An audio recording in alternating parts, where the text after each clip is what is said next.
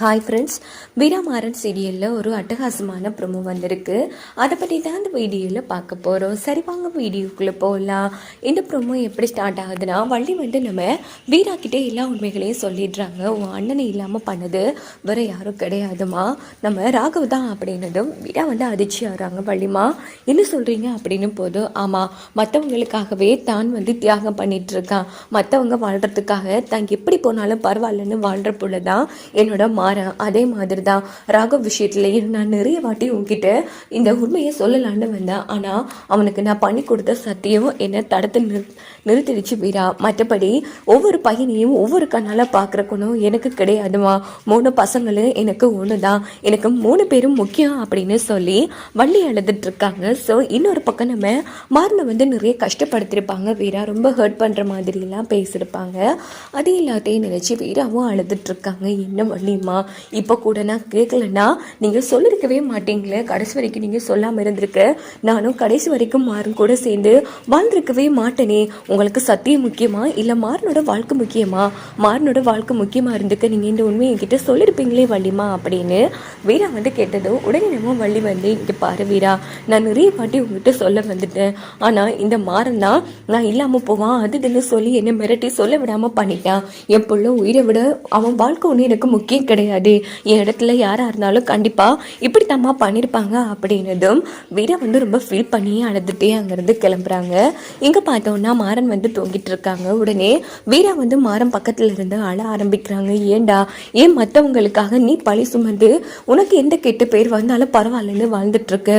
அப்படிப்பட்ட உன்னை போய் நான் தப்பாக நினைச்சிட்டேனே மாறா, என்ன மன்னிச்சிட மாறா.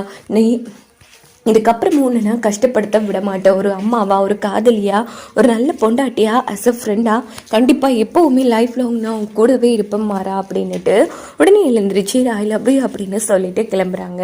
இந்த பக்கம் பார்த்தோன்னா நம்ம பிருந்தா வராங்க. உடனே பிருந்தா நம்ம அக்கா கிட்டே எப்படியாச்சும் மாற மாமா பற்றி உண்மையை சொல்லலாம் அப்படின்னு எடுக்கும்போது உடனே மீறா அழுதுட்டு இருக்காங்க. என்னாச்சுக்கா அப்படின்னு போது, இத்தனை நாளா மாற மாமா அப்படி பண்ணலை இப்படி பண்ணலை, ரொம்ப நல்லவர்னு சொன்னையே, கடைசியில் நீயும் என்கிட்ட உண்மையை மறைச்சிட்டல அப்படின்னு போது, அக்கா என்னக்கா சொல்ற? ஆமா, இந்த நம்ம பாண்டிய அண்ணன் விஷயத்துல, சரவண அண்ணன் விஷயத்துல அவரை இல்லாம பண்ணது மாறன்னு எனக்கு நல்லாவே தெரியும் அப்படிங்கிறதும் பிருந்தா அதிர்ச்சி ஆறாங்க. அக்கா எப்படிக்கா இதெல்லாம் உனக்கு தெரியும்? எல்லாம் வள்ளியம்மா என்கிட்ட சொல்லிட்டாங்க. ஆமாக்கா, மாமா மாதிரி ஒரு புருஷன் கிடைக்க நீ கொடுத்து வச்சிருக்கணும்க்கா.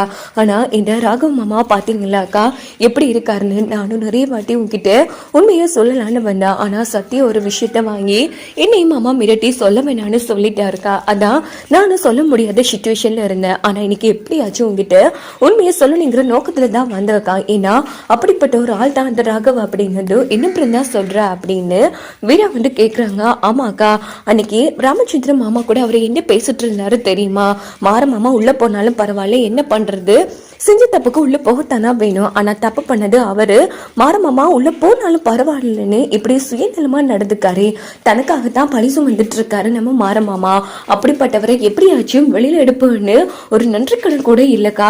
இவர் இப்படி ரொம்ப கெட்டவரா இருக்காருக்கா. இவருக்கா எல்லாம் போய் பழி சுமந்துட்டு இருக்காரு மாறமாமா. பேசாம வாக்கா ராமச்சந்திரம் ஆமாட்ட எல்லாம் உண்மையிலேயே சொல்லிடலாம். அப்பதான் மாறமாமா ரொம்ப நல்லவர்னு அவருக்கு தெரியும். இந்த ராகவன் எப்படிப்பட்டவர்னு புரியும் அப்படிங்கிறதும் பாரு. இப்ப நினைச்சா கூட உண்மையான குற்றவாளி யாருன்னு நிரூபிச்சு நான் அந்த ராகவ உள்ள தள்ள முடியும். ஆனா முடியாதடி. இங்க பாரு, இதுக்கு பின்னாடி நம்ம அக்காவோட வாழ்க்கை இருக்கு, அதையும் யோசிச்சு பாரு. இப்போ மாறந்தபடியா இப்படி ஆட்ட போடுறா. இதுவே தான் கட்டின புருஷன் தான் இவ்வளவு பண்ணு தெரிஞ்சா கண்டிப்பா அவ தாலி கலட்டி எறிய கூட தயங்க மாட்டா. இதனால பாதிக்கப்பட போறது அவ வாழ்க்கை மட்டும் கிடையாது, ராமச்சந்திர மாமாவோட மனசுதான். ஏன்னா அவரோட நம்பிக்கையே அந்த ராகவன் தான். கூடிய சீக்கிரமே அவனோட உண்மையான முகத்திலேயே அவரு புரிஞ்சுப்பாரு. ஆனா நம்ம அண்ணனு ராகவ் மாமா தான் இப்படி பண்ணீங்கிற உண்மை மட்டும் கண்மணிக்காவுக்கு தெரியவே கூடாது அப்படின்னு சொல்லி வீரா பிருந்தா கிட்ட சொல்லி, இந்த பக்கம் பார்த்தோம்னா நம்ம மாறன் என்ன பண்றாங்கன்னா, இவ போக்கு ஒரு மாதிரி போயிட்டே இருக்கு, அதனால நம்ம உடனடியா டிவோர்ஸ்க்கு ரெடி பண்ணணும். இல்லைன்னா வீரா நம்ம மறைச்ச உண்மைகள் எல்லாத்தையும் கண்டுபிடிச்சிருவா. அதுக்கப்புறமா எதுவுமே பிரயோஜனம் இல்லாம போயிடும், ராகவ் வாழ்க்கையும் நாசமா போயிடும் அப்படின்னுட்டு விவாகரத்து பேப்பருக்கு ரெடி பண்ணி பண்ணி அவங்களும் கையெழுத்து போட்டுட்டு நேரா நம்ம வீரா கிட்ட இதை பற்றி பேசலான்னு வராங்க. இந்த வீரா, இங்கே பாரு, நீ இத்தனை காலமாக ஆசைப்பட்ட மாதிரி டிவோர்ஸ்க்கு ரெடி பண்ணி நான் கையெழுத்தும் போட்டுட்டேன். இந்தா நீ கையெழுத்து போட்டா ப்ரொசஸ் பண்ணிடலாம் அப்படின்னதும் வீரா சிரிக்க ஆரம்பிக்கிறாங்க. ஆமாம், நீ பெரிய தியாகின்னு நினைப்பா உனக்கு. இங்கே பாரு, என்ன நடந்தாலும் சரி, இப்போ எனக்கு உன்னை டிவோர்ஸ் பண்ணுற நோக்கம் கிடையாது. அதனால நான் கையெழுத்து போட மாட்டேன். நீ உன்னால என்ன பண்ண முடியுமோ பண்ணிக்கோ அப்படின்னது. ஏய், என்னடி விளையாடுறியா? நீ தானே டிவோர்ஸ்ல கையெழுத்து போட்டு கொடுன்னு என் பின்னாலேயே அலைஞ்ச. இப்போ என்னன்னா வேணான்னு சொல்ற. ஆமா, அப்போ தேவைப்பட்டுச்சு, இப்போ தேவைப்படல, அவ்வளவுதான் அப்படின்னு வீரா சொன்னதும் மாறன் டென்ஷன் ஆகுறாங்க. இவ இப்படி எல்லாம் பேச மாட்டா, ஒரு வேலை ஏதோ உண்மையை கண்டுபிடிச்சிட்டாளா அப்படின்னு மாறன் பயப்பட ஆரம்பிப்பாங்க. வாங்க வெயிட் பண்ணி பார்க்கலாம் என்னெல்லாம் நடக்கும்.